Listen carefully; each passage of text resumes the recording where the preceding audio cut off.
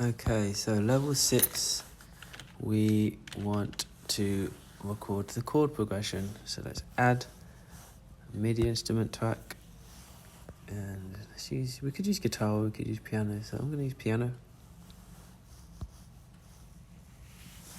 Put my cue on, let's go up an octave. C. So that's the first chord, C, E, and G. C, E, and G. And then we have F, A, and C for 2. Then C, E, G.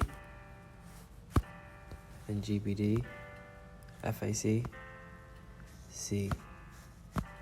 Then G. Okay, so you could record one and do the copy and pasting as I demonstrated with the bass line, or you can just record it all in one go and edit any mistakes afterwards.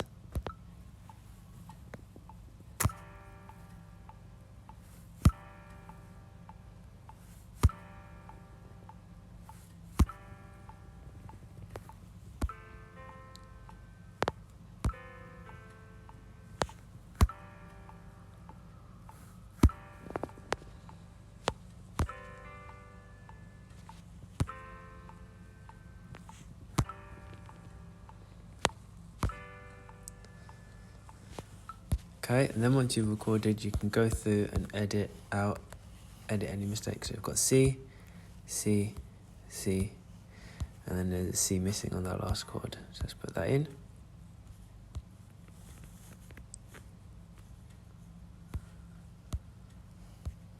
You can lengthen them so they last the full bar as well. Then F, A, and I was late on that C there.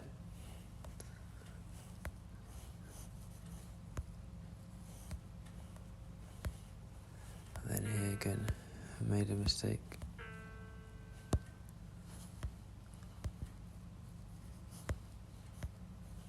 You see I'm lengthening my chords as well so they don't end too short. So if you see at the beginning here, we can lengthen them so they're not too short.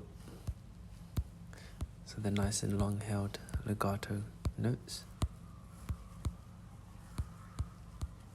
That's my F, then C, and C. You can do this with your bass as well. You might want short notes for the bass, or you might want them to be long as well. Sometimes you want the boom, boom, boom, but you could have it so it's long as well. Then we want G, B, D, so there was a mistake there again. Lots of mistakes. See, everyone makes mistakes. F, A, C, that was good. And then C. And then G. Okay, so after I've recorded, I've gone through and just fixed up my notes by clicking, lengthening, deleting. Okay, let's have a listen.